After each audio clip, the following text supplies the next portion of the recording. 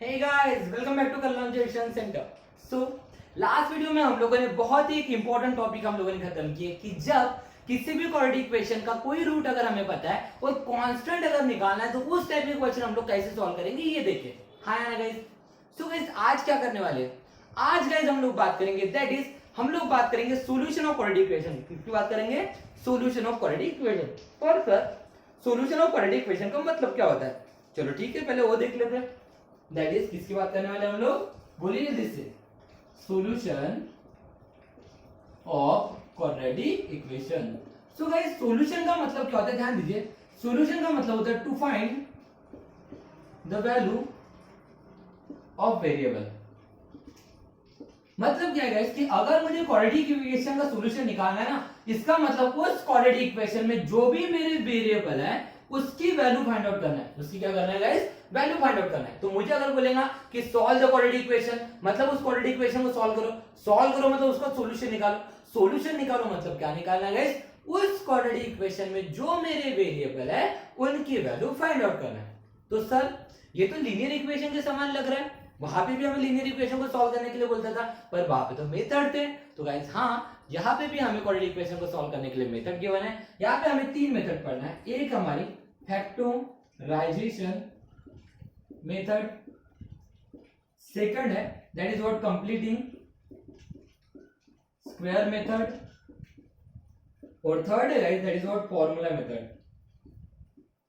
कौन सी है? Formula method. So guys इसमें से हम लोग आज स्टार्ट करेंगे that is what factorisation method. Okay guys, तो let's start with factorisation method. तो क्या होता है हमारा फैक्टराइजेशन मेथड? देखिए ध्यान दीजिए, बहुत ही आसान है, बहुत ही आसान है। फैक्टराइजेशन मेथड बहुत बहुत बहुत आसान है, एक नंबर की आसान मेथड है। बट सर क्या होता है फैक्टराइजेशन मेथड का मतलब? वो आप लोगों ने सुने ना, ये कहावत है, कन कन में है भगवान, जहां देखो है भगवान। तो वैसे ही फैक्टराइजेशन मेथड है गाइस, उसके नाम में ही छुपा हुआ है भगवान। That is factorisation method. Factorisation मतलब फैक्टर करना। फैक्टर करना मतलब ट्रैक्टर नहीं करना, फैक्टर करना। फैक्टर करना बेटा मतलब स्प्लिट करना। फैक्टर करना मतलब क्या करना है? स्प्लिट करना। मतलब आप लोगों को वैल्यूज को स्प्लिट करना पड़ेगा और स्प्लिट करके उसके फैक्टर गिराने पड़ेंगे और फैक्टर से उन वेरिएबल की वैल्यू फाइंड आउट करना पड़ेगा। सर कैसे करेंगे? यस कैसे करेंगे वो बताने से पहले एक टेबल मैं बता रहा हूं। ये टेबल आप लोग को याद करना है। ओके, ये टेबल आप लोग के बहुत काम में आएगा। ओके, छोटा सा टेबल बता रहा हूं गाइस, लेकिन अगर ये टेबल याद है ना आप लोगों को, तो आप लोगों को बहुत बहुत बहुत हेल्पफुल हो जाएगा खेल खेलने के लिए। किसका? क्वाड्रेटिक इक्वेशन का। किसका? क्वाड्रेटिक इक्वेशन का। सर काय का टेबल है? तो गाइस फैक्टराइजेशन मेथड में हम लोगों को मल्टीप्लाइड वैल्यू निकालना पड़ता है और एडिशनल वैल्यू निकालना पड़ता है। क्या निकालना पड़ता है? मल्टीप्लाइड वैल्यू निकालना पड़ता है, एडिशनल वैल्यू निकालना पड़ता है, वैल्यू को स्प्लिट करके। अब वैल्यू अगर मैं स्प्लिट करूंगा तो वैल्यू एक बड़ी हो सकती है और एक छोटी हो सकती है। इसका मतलब एक ग्रेटर वैल्यू हो सकती है और एक स्मॉलर वैल्यू हो सकती है। तो हम बात करेंगे उनके साइन की। किसकी बात करेंगे? उनके साइन की। किसकी बात करेंगे? उनके साइन की। सर क्या है? तो बेटा अगर मान के चलिए मल्टीप्लाइड वैल्यू का साइन आपका पॉजिटिव है और एडिशनल वैल्यू का साइन भी अगर आपका पॉजिटिव है, तो ध्यान में रखिएगा जो आपकी ग्रेटर वैल्यू रहेंगी और जो स्मॉलर वैल्यू रहेंगी, दोनों का भी साइन आपको पॉजिटिव रखना है। दोनों का भी साइन क्या रखना है? पॉजिटिव। ये आपको कैसे करना मैं आपको एग्जांपल समझा दूंगा, पहले थोड़ा सा याद करने की कोशिश कीजिए। मैंने क्या बोला? अगर मल्टीप्लाइड वैल्यू का साइन पॉजिटिव और एडिशनल वैल्यू का भी साइन पॉजिटिव, अगर मल्टीप्लाइड वैल्यू का पॉजिटिव साइन है और एडिशनल वैल्यू का साइन पॉजिटिव है, तो क्या ध्यान में रखना है? दैट इज कि ग्रेटर वैल्यू का भी साइन पॉजिटिव रखना है और स्मॉलर वैल्यू का भी साइन पॉजिटिव रखना है। बट अगर मल्टीप्लाइड वैल्यू का साइन पॉजिटिव है और एडिशनल वैल्यू का साइन नेगेटिव है, एडिशनल वैल्यू का साइन क्या है? नेगेटिव है, तो फिर क्या करना? ग्रेटर वैल्यू और स्मॉलर वैल्यू का दोनों के साइन नेगेटिव डाल देना। दोनों के साइन क्या डाल देना? Negative. Because minus into minus plus हो गया बेटा मल्टीप्लिकेशन, और माइनस माइनस प्लस होता है लेकिन माइनस का साइन एज इट इज रहता है। आ गया माइनस का साइन, है ना? समझेगा डोंट वरी, समझेगा। अभी हम लोग न्यूमेरिकल लेने हैं ना, फिलहाल तो खेल याद रखें। उसके बाद गाइस अगर मल्टीप्लाइड वैल्यू आपकी नेगेटिव है, मल्टीप्लाइड वैल्यू का साइन क्या है? नेगेटिव है, और एडिशनल वैल्यू का साइन अगर पॉजिटिव है, तो एडिशनल वैल्यू देखिए, ये अगर मल्टीप्लाइड वैल्यू नेगेटिव है ना, तो दोनों में से एक वैल्यू का साइन नेगेटिव रहेगा। बट किसका नेगेटिव रहेगा देखते हैं। एडिशनल वैल्यू का साइन अगर पॉजिटिव है ना, तो एडिशनल वैल्यू का साइन पॉजिटिव डाल देना, सॉरी ग्रेटर वैल्यू का साइन पॉजिटिव डाल देना और स्मॉलर वैल्यू का साइन नेगेटिव डाल देना। ओके गाइस, और अगर मल्टीप्लाइड वैल्यू का साइन नेगेटिव है, प्लस प्लस माइनस माइनस आ गया ना, तो अगर मल्टीप्लाइड वैल्यू का साइन नेगेटिव है और एडिशनल वैल्यू का साइन भी नेगेटिव है, तो क्या करना है गाइस, जो ग्रेटर वैल्यू, देखिए एडिशनल वैल्यू अगर नेगेटिव है तो ग्रेटर वैल्यू का साइन भी नेगेटिव डाल देना, तो स्मॉलर वैल्यू का साइन क्या बनेगा, positive, because plus into minus, minus into plus minus आ गया, और माइनस प्लस माइनस होता है लेकिन बड़े वैल्यू का साइन देते हैं इसलिए बड़े वैल्यू का साइन। सर कैसे करेंगे कुछ समझा नहीं, तो बेटा ये टेबल याद कर लो, कैसे करना है ये आपको एग्जाम्पल से समझा दूंगा, बस ये टेबल याद करना है, सबको याद करना है। ये खेल ऐसा कहीं दिखेगा नहीं, किसी किताब में नहीं है, बट ये आप लोगों को थोड़ा सा अगर याद रहता नहीं, इस तरह से थोड़ी सी ट्रिक बना के दिमाग में डाल दिए ना कहीं, तो फिर न्यूमेरिकल सॉल्व करने के लिए कोई भी डिफिकल्टी नहीं आती। एक काम करते हैं, न्यूमेरिकल समझने की कोशिश करते हैं। तो आज से हम लोग स्टार्ट करेंगे फैक्टराइजेशन मेथड। तो चलिए फैक्टराइजेशन मेथड पढ़ते हैं। फैक्टर गिराते हैं, फैक्टर फैक्टर ट्रैक्टर नहीं, फैक्टर फैक्टर फैक्टर, चलो ठीक है, फैक्टर गिराते हैं। तो पहला क्वेश्चन दे देते हैं, ठीक है, क्वेश्चन देते हैं पहला, that is what, m square minus 14m plus 13 equal to 0। अब फैक्टराइजेशन मेथड को सॉल्व कैसे करना है, तो ध्यान दीजिएगा, बहुत ही सिंपल है। क्या करना है, मेरे पास इक्वेशन क्या गिवन है, m square minus 14m plus 13 equal to 0। तो जब भी क्वाड्रेटिक इक्वेशन क्वेश्चन में मेंशन रहेगा गाइस कि आपको solve the quadratic equation by using factorisation method, अगर क्वेश्चन में मेंशन नहीं है फैक्टराइजेशन मेथड सॉल्व करना, या फिर किसी भी मेथड का मेंशन नाम नहीं है, तो समझ लेना उसको फैक्टराइजेशन मेथड से सॉल्व करना है। जब तक के क्वेश्चन में मेंशन नहीं है कि solve the quadratic equation by using completing square method या फिर solve the quadratic equation by using formula method, तब तक के आप लोगों को उन मेथड को यूज नहीं करना है। आपको सिर्फ एक ही मेथड का यूज करना है। कौन सी मेथड, फैक्टराइजेशन मेथड। बोलिए मेरे साथ, कौन सी मेथड, फैक्टराइजेशन मेथड। बोलिए मेरे साथ, कौन सी मेथड, फैक्टराइजेशन मेथड। तो चलिए सर, इस इक्वेशन को क्वेश्चन में बोला है, मुझे क्वेश्चन बोला है, दैट इज मैं यहाँ पे क्वेश्चन लिख देता हूं, क्योंकि अभी हमारा यही क्वेश्चन चल रहा है, that is what, solve the equation. Question में मेथड मेंशन नहीं है, इसका मतलब फैक्टराइजेशन मेथड, मतलब इस इक्वेशन को फैक्टराइजेशन मेथड सॉल्व करना है। तो सर कैसे करना है बेटा, फैक्टराइजेशन मेथड से अगर इक्वेशन को सॉल्व करना है तो आपको दो चीज निकालना पड़ता है, एक होती है मल्टीप्लाइड वैल्यू और एक होती है एडिशनल वैल्यू। अब वो कैसे निकालना है, तो यहाँ पे लिख देना मल्टीप्लाइड वैल्यू और यहाँ पे लिख देना एडिशनल वैल्यू। ओके, अब मल्टीप्लाइड वैल्यू कैसे निकलती है, पहली वैल्यू को लास्ट वैल्यू के साथ मल्टीप्लाई कर दीजिए, तो m स्क्वायर इंटू 13 क्या हो जाएगा, 13m स्क्वायर। इतना समझा गया। आपको अगर क्वाड्रेटिक इक्वेशन को फैक्टराइजेशन मेथड सॉल्व करना है तो दो चीजें निकालना पड़ता है, एक होता है मल्टीप्लाइड वैल्यू, एक होता है एडिशनल वैल्यू। ओके गाइस, तो क्या करना है, पहले मल्टीप्लाइड वैल्यू कैसे निकालना, पहले को लास्ट से मल्टीप्लाई कर देना। तो m स्क्वायर का साइन क्या है प्लस, 13 का साइन क्या है प्लस, तो प्लस इंटू प्लस प्लस, तो m स्क्वायर इंटू 13 क्या होगा, 13m स्क्वायर, और ये बीच वाली जो वैल्यू होती है वो एडिशनल वैल्यू होती है, तो क्या है बेटा, माइनस 14m। ओके गाइस, इसको सॉल्व करना मतलब इसके जो वेरिएबल है उसकी वैल्यू निकालना है। ओके, अब वेरिएबल कौन है, m, मतलब m की वैल्यू निकालना है। ध्यान दीजिए, तो पहले क्या निकाला, मल्टीप्लाइड वैल्यू एडिशनल वैल्यू। अब क्या करना है बेटा, ये जो मल्टीप्लाइड वैल्यू है इसको स्प्लिट कर देना। अब मल्टीप्लिकेशन कितना आना चाहिए आपका, 13। मल्टीप्लिकेशन कितना आना चाहिए, 13। अब 13 मल्टीप्लिकेशन आना चाहिए, तो ऐसा कौन सा टेबल है जिसमें 13 आता है, तो पूरे हमारे टेबल्स में सिर्फ एक ही टेबल है जिसमें 13 आता है, वो होता है 13 × 13। हाँ यानी 13 × 13, ये एक ही टेबल है जिसमें 13 आता है। तो चलो लिख देते हैं यहाँ पे 13 × 13, है ना, 13 × 13, हाँ है ना। अब देखिए बेटा, अब बात करेंगे साइन की। मल्टीप्लाइड वैल्यू का साइन क्या है, पॉजिटिव, मल्टीप्लाइड वैल्यू का साइन क्या है, पॉजिटिव, लेकिन एडिशनल वैल्यू का साइन क्या है, नेगेटिव। ढूंढो, मल्टीप्लाइड वैल्यू का साइन क्या है, पॉजिटिव, पॉजिटिव दो जगह है, लेकिन एडिशनल वैल्यू का साइन क्या है, नेगेटिव, एडिशनल वैल्यू का साइन क्या है, नेगेटिव, मतलब ये वाली केस चल रही है ना। मल्टीप्लाइड वैल्यू का साइन पॉजिटिव, एडिशनल वैल्यू का साइन नेगेटिव, तो दोनों वैल्यू का साइन क्या देना है, नेगेटिव देना है, दोनों वैल्यू का साइन क्या देना है, नेगेटिव देना है। तो यहाँ पे भी लगा दो माइनस, यहाँ पे भी लगा दो माइनस, पर 13m स्क्वायर होना, तो माइनस इंटू माइनस प्लस तो हो गया, माइनस 13 इंटू माइनस 1 13 तो हो गया, तो ये सही, लेकिन m स्क्वायर थोड़ी आया, तो यहाँ पे लगा दो m, यहाँ पे लगा दो m। अब चेक करो, अब चेक करो, तो क्या हो जाएगा, देखो माइनस इंटू माइनस प्लस हो गया बेटा, प्लस है यहाँ पे कुछ नहीं, मतलब प्लस है ना, तो माइनस इंटू माइनस प्लस हो गया। उसके बाद 13m इंटू 1m, तो 13m इंटू 1m क्या हो जाएगा, 13m स्क्वायर, भाई 13 × 13 और m इंटू m स्क्वायर हो गया ना। तो देखो माइनस 13m माइनस 1m कितना हो जाएगा, 13m स्क्वायर। ओके, अब इनका एडिशन करो, माइनस माइनस क्या होता है प्लस, माइनस माइनस क्या होता है प्लस, लेकिन बड़े वाले का साइन एज इट इज, तो बड़े वाले का साइन क्या है माइनस, तो minus 13 minus 1m minus 13m minus 1m कितना होगा, माइनस 14m। आ गया बेटा, माइनस माइनस प्लस हुआ, तो 13 वाले क्या हो गया 14, उसके बाद बड़े वाले का साइन क्या है माइनस, इस वजह से माइनस आ गया बेटा। ये सब इसी का खेल है, ये टेबल जो बताया ना बेटा, ये इसका खेल था, समझा क्या, इसलिए मैंने बोला ये टेबल आपको पता होना चाहिए। अगर ये टेबल पता है ना, तो कहां पे कौन सा साइन लगाना है आप में डिफिकल्टी में, इसमें आप लोगों को डिफिकल्टी नहीं रहेगी।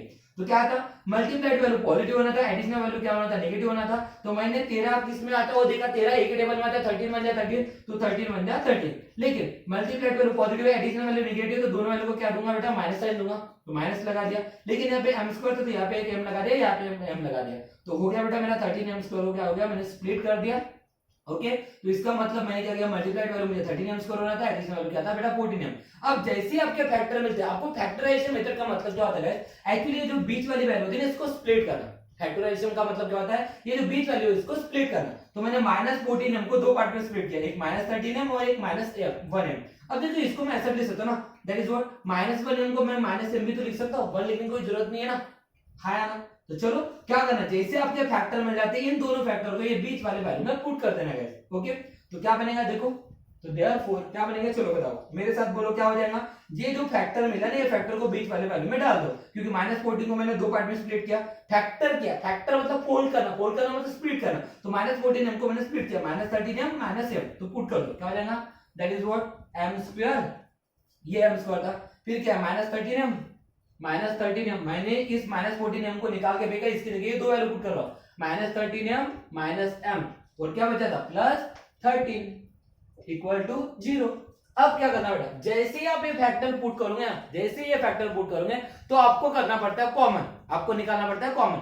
तो दो दो के पेयर बनाओ और कॉमन निकालो। जैसे कि अब इन दोनों में देखो क्या दिख रहा है बेटा, कॉमन, इसमें ही m है, इसमें भी m है ना। तो एक काम करो, दोनों में से m कॉमन निकाल लो।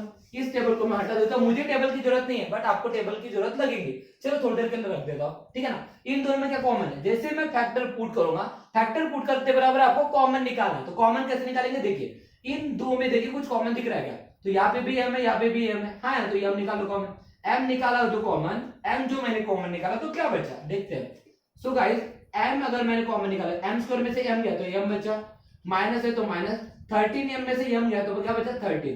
सो गाइस पहली ब्रैकेट में जो फैक्टर आता है, पहली ब्रैकेट में जो फैक्टर आता है वही आपके दूसरे ब्रैकेट में आना चाहिए। मतलब इन दोनों में से जब मैं कॉमन निकालूंगा तो ध्यान में रखना है कि यहाँ पे ब्रैकेट में m-13 है तो वहां पे भी m-13 आना चाहिए। पर सर कैसे आएगा, यहाँ पे क्या कॉमन निकालो, कॉमन तो कुछ नहीं दिख रहा बेटा, जहां पे कुछ कॉमन नहीं है तो वहां पे वन कॉमन जरूरत है, ध्यान में रखिए। बट मुझे m का साइन क्या होना प्लस, लेकिन यहाँ पे m का साइन क्या है माइनस, 13 का साइन क्या होना माइनस, यहाँ पे 13 का साइन क्या है प्लस, तो क्या कर देना उसमें से -1 कॉमन निकाल लेना। तो अगर मैं इसमें से -1 कॉमन निकाल लेता हूं, इन दोनों में से -1 कॉमन निकालता हूं तो क्या बचेगा, -m में से माइनस गया तो क्या बचा m, प्लस में से माइनस गया तो माइनस बच जाता तो 13, है ना, इक्वल टू 0। देखो पहली ब्रैकेट में m-13 है तो दूसरे ब्रैकेट में भी क्या मिला बेटा m-13। तो अब देखो इतने पूरे टर्म में m-13 दिख रहा है, इतने पूरे टर्म में भी m-13 दिख रहा है, तो फिर से मैं क्या निकाल सकता हूं बेटा कॉमन, m-13। सो देयरफॉर मैंने कॉमन निकाला m-13, तो इसमें से m-13 निकला तो क्या बचा m, है ना, इसमें से m-13 निकला तो क्या बचा -1 इक्वल टू 0। तो क्या बोले बेटा, मुझे दो फैक्टर मिले, ये एक फैक्टर मिला, ये एक फैक्टर मिला, और दोनों इक्वल टू 0 है, इसका मतलब इसको भी इक्वल टू 0 कर दो, इसको भी इक्वल टू 0 कर दो। सो देयरफॉर क्या बनेगा m-13 इक्वल टू 0, और ओके m-1 इक्वल टू 0। अब m की वैल्यू निकालना, तो क्वाड्रेटिक इक्वेशन को सॉल्व करना मतलब क्या बोला था, वेरिएबल की वैल्यू निकालना। तो वेरिएबल कौन था m, तो देयरफॉर क्या हो जाएगा, ये -13 उधर जाएगा तो क्या हो जाएगा +13, तो m इज इक्वल टू 13, और ये -1 उधर जाएगा तो क्या हो जाएगा +1, तो m इज इक्वल टू 1। तो हो गया बेटा, मेरे वैल्यू निकल गया। इस क्वाड्रेटिक इक्वेशन को सॉल्व करना था, सॉल्व करना मतलब इसमें जो वेरिएबल था उसकी वैल्यू निकालना था। तो m कितना है, वेरिएबल एक है लेकिन उसके फैक्टर कितने, मतलब हायर डिग्री कितने होती है 2, इसी वजह से हमेशा आपके फैक्टर कितने आएंगे 2, हमेशा आंसर कितने आएंगे 2। तो फिर यहाँ पे उसका इसका सॉल्यूशन क्या निकला, that is what m is equal to 13, यहाँ पे m is equal to 1। This is your answer guys.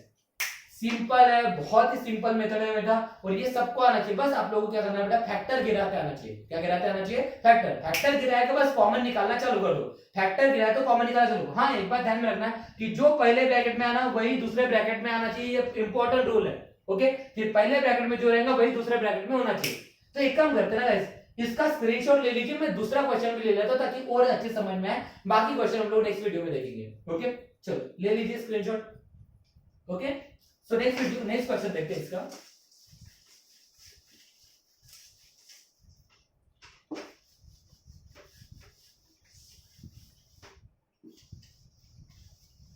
एक क्वेश्चन और देख लेते हैं, that is what 3x square -x -10 equal to 0। Okay guys, चलो इस क्वेश्चन में देखिए, क्वाड्रेटिक इक्वेशन को सॉल्व करना है, मेथड मेंशन है क्या? नहीं, मेथड मेंशन नहीं, इसका मतलब कौन सी मेथड है? Factorisation method. तो फैक्टराइजेशन मेथड से इक्वेशन को कैसे सॉल्व करना? तो पहले दो चीजें निकालना, कौन सी? एक है मल्टीप्लाइड वैल्यू और दूसरी है एडिशनल वैल्यू। अब कैसे करना मैंने आपको बता चुका हूं। ओके, मल्टीप्लाइड वैल्यू कैसे निकालना? पहली को लास्ट से मल्टीप्लाई कर देना। तो देखिए 3x² के सामने प्लस है, 10 के सामने क्या है? माइनस, तो plus minus minus. Okay guys, तो 10 को 3 से मल्टीप्लाई कर दो, कितना हो गया? 30x²। हाँ है ना? तो क्या हो गया बेटा? मल्टीप्लाइड वैल्यू कितनी वैल्यू? -30x²। ओके, उसके बीच वाली वैल्यू क्या होती है? एडिशनल वैल्यू कितनी है बेटा? एडिशनल वैल्यू कितनी है? That is what? -x। तो इसका मतलब मुझे इस -x को ही स्प्लिट करना है एक्चुअली। तो ऐसे दो वैल्यू दोनों जिसका मल्टीप्लिकेशन आता है -30 और एडिशन आता है बेटा -1। यहाँ पे कुछ नहीं है, मतलब माइनस है, लेकिन यहाँ पे कुछ नहीं है, मतलब 1। ओके, तो मल्टीप्लिकेशन -30 होना और एडिशन -1 होना। तो सर कैसे करेंगे? 30, तो 30 किस किस टेबल में आता है पहले उसको देख लो। जैसे कि 3 × 10 30 होता है ना? उसके बाद 4 5 30 होता है। नहीं नहीं नहीं नहीं, दैट इज व्हाट क्या होता है? 6 10 3 30। उसके बाद और किस में 30 आता है? दैट इज व्हाट 6 5 16 × 5 30 होता है, ऐसा हो ना? 7 5 30। और उसके बाद 10 × 3 भी होता है, लेकिन ये तो कॉमन हो गया ना, मतलब ये दो ही वैल्यू है, तो इसमें से दोनों में से कोई तो भी एक चीज होनी। ओके, अब देखिए अगर मैं यहाँ पे रखता हूँ 3 और यहाँ पे रखता हूँ 10। ओके, यहाँ पे रखता हूँ 3 और यहाँ पे रखता हूँ 10। ध्यान दीजिए, अगर यहाँ पे 3 रखता हूँ यहाँ पे 10 रखता हूँ, अब ध्यान में रखिए रिलेशनशिप क्या है? मुझे यहाँ पे एडिशनल वैल्यू -1 होना है। एडिशनल वैल्यू क्या होना है बेटा? -1। तो ये दो फैक्टर आते हैं ना, इन फैक्टर के बीच में एक तो प्लस या माइनस चेक कर लेना पहले। मुझे बता 3 और 10 में कभी भी 1 बनने के चांसेस है। इसको ऐड करूंगा तो 13 बनेगा, इसको माइनस करूंगा तो 7 बनेगा। मतलब कोई भी एंगल में 1 आने के चांसेस है क्या?